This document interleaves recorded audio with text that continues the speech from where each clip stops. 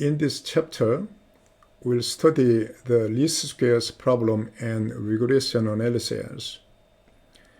For scene analysis, we'll consider a well-known algorithm called RANSAT to deal with noise data effectively. Let's go to section 7.1, the least squares problem. For a given data set, xi, yi, let a continuous function p of x be constructed. P is an interpolation by definition if it passes all the data points. Otherwise, it is an approximation. Let's see this small program. Using Maple, we try to generate a data set, and basic the model is line. There's an x component and y component, and we add a random error, and the generated data has this scatter plot. If we try to construct an interpolating polynomial, then now there are 10 points so that we can get a polynomial of degree 9. And if we try to get a best fitting line, then here the result is given in this way. List the data points along with the interpolating polynomial and the best fitting line. Okay, here the interpolating polynomial is quite oscillatory, so that in reality it may not be useful. And furthermore, once data points are given at a point more than one, then we cannot get such an interpolation. And the straight line is the best fitting line and representing the data set. So in many cases, this best fitting line is more useful. So that's the background or some reason we'll consider least squares problems. A is an n by n metric, then ax equals b may have no solution, particularly when m is larger than n. In real world, m is much larger than n. Here, m usually represents the number of data points, and n denotes the dimension of the points, which is usually the dimension of future components. So the number of data point is much larger. To solve this problem, so we need to find the best solution, so that after finding the best solution, ax is nearest to the source b. Okay, now we define the least squares problem in this way. A is an m by n metric, and m is larger than or equal to n, and b is in Rm. Then the least squares problem is to find x hat in Rn, which minimizes this difference measured in L2 norm.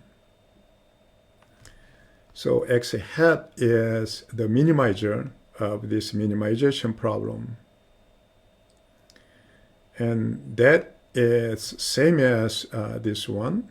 Once it is minimized with x hat, then also its square must be minimized with the same x hat. So these two problems are the same. Here x hat is called the least square solution of ax equals b. The reason we call it least squares is here. For that one, this is a vector. And when we are measuring L2 norm, each component will be squared and summed. So that is an abbreviation of the list of squared error. But usually we call it least squares. The least squares problem can be solved by using the method of normal equations. The set of least squares solutions of Ax equals b coincides with the non-empty set of solutions of the normal equations. And it's given in this way. This normal equation is obtained just multiplying A transpose from left side. For this one, just multiply A transpose, then you can get these normal equations. Let's derive the method by using some calculus technique. J of x is defined to be this objective function ax minus b norm squared, which is same as ax minus b transpose times ax minus b. Okay, in L2 norm for vector v norm squared is the same as v transpose v, or we can say v dot v, right? And x hat is minimize of j of x. Then if we apply derivative, so it is a gradient and in x direction, then and x is replaced by x hat, then it must be 0. Now the gradient can be obtained quite easily in this way. So once is differentiated with respect to x, then now here after expanding this, and we can apply the derivative. Then from this first one, we have, okay, twice of A transpose A and X. And from this one, it will disappear and minus 2 A transpose of B. And this is a constant, so that it will disappear. So we recheck this one. And so by setting the right side to 0, and we can get the normal equations, right? Okay. The above theorem implies that the least square solutions of Ax equals b are solutions of normal equations. Here A transpose A x hat is X transpose B. When A transpose A is not invertible, the normal equations have either no solution or infinitely many solutions.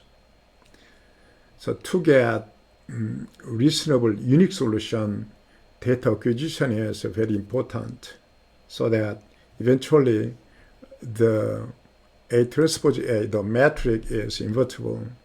We have to get data such that this matrix is invertible. Okay, let's see here. Method of normal equations. A is an m by m matrix. M is larger than or equal to n.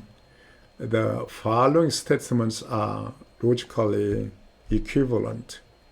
The equation Ax equals b has a unique least squares solution for each choice of b in our M. That means that this the normal equation is solvable. Also, A transpose A is invertible. then X hat will be unique. Okay. So that statement is the same as this one. The matrix A transpose A is invertible. Now, that is also the same here. The columns of A are linearly independent. So in this case, we say A has a full rank.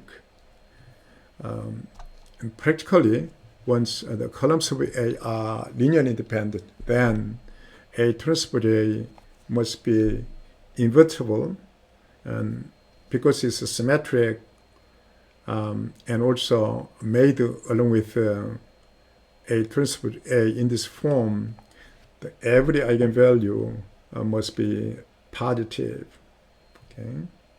Then, so that these three are equivalent when this statement holds true, the unique solution.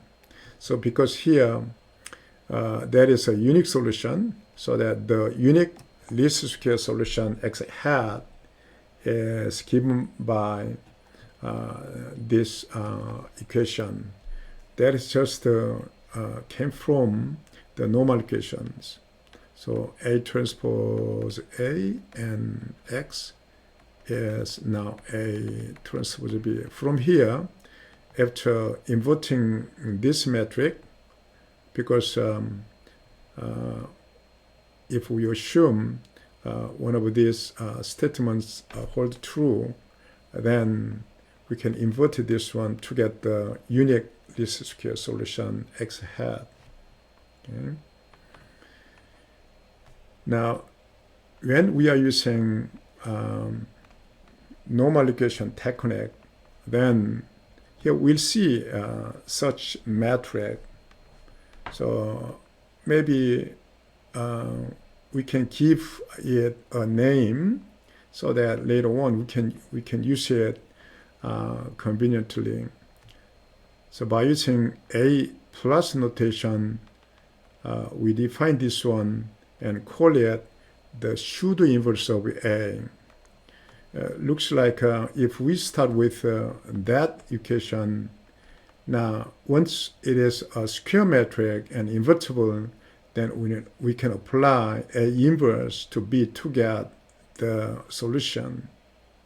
But rather than that, we are using such a metric, so it is playing the role of inverse, but it's not really inverse, so that we call it the pseudo inverse of A. Quite reasonable name, right? Describe all least squares solutions of the equation Ax equals B given here. A and B are given, and let's try to solve the problem with pencil and paper. So first we have to form A transpose A and A transpose B. Okay, A transpose A, that is, now, okay, 1 0 0 1, 1 1 0 0, and then 0 0 1 1, and the original A is 1 1 0 0 1 0 0 0 1 1 0 1, right? Okay, so by using the rule of metric product, we can get the product row, column, dot product. This row is 1 and 1, so we consider only the first one and last one, so that addition of 2, that is 2, addition of this one is 1, and addition of this 2 is now again 1. Okay, now this row and columns, so that is 1 1, so that we consider only these two, addition, then 1 2 0, right? Now for the last row, 1 1, which means in dot product these two, third row and final row, will be added, so that that is 1, 0, 1. Okay, so that is added, so that that is 2. Right? Addition is 1, addition is 0, addition is 2. Okay, so we get the metric. And how about A transpose B? Okay, now, okay, that is A transpose, and B is 1, 3, 8, 2 here. Okay, for that one. Now, okay, if we choose the first row, then first component and last component will be added. So we add here to get 3. From this one, first and second will be added, so it's 4. And for that one, last 2 will be added, which is 10. Right? Okay. So how can we solve that now to find the solution? That is possibly start with the augmented metric. 2, 1, 1, 1, 2, 0, 1, 0, 2, and right hand side 3, 4, and 10. Now we can apply elementary row operations. Okay, we'll move this into the top. 1, 0, 2, 10. Okay, and then subtraction will make a 0. The subtraction is now 2. Subtraction minus 2. Subtraction minus 6. Okay. And then here twice the subtraction, and that will make a 0. 1.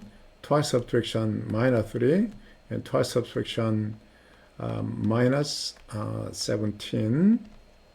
Okay, from this one, now there is 1, 0, 2, 10, the first row unchanged, and here we may put this one in the second row, so that 0, 1, minus 3, minus 17, and twice subtraction, that will be 0.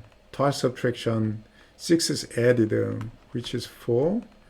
Twice subtraction, so 34 is added. 34 is added, and so that will become 28. Now, divided by 4, we have, okay, let's try to use the metric again. So by using red pen, now divided by 4, we have that one here, 0, 0, 1, 7. Now 3 times added, then that will be 0. That will be 0. 3 times the addition, 21 is added, so that it will become now 4. Twice subtraction, here it will be 0. Twice subtraction, it will become minus 4. So we have the solution minus 4. Okay, this is identity metric. So the minus 4, 4, and 7. Okay. Okay. Here, by using a MathTalent program, here that is the metric, and here that's the right hand side of B, and X is A transpose A inverse A transpose B, and the output is exactly that one. And also by using the pencil and paper, we got the same answer. Okay. Okay, thank you.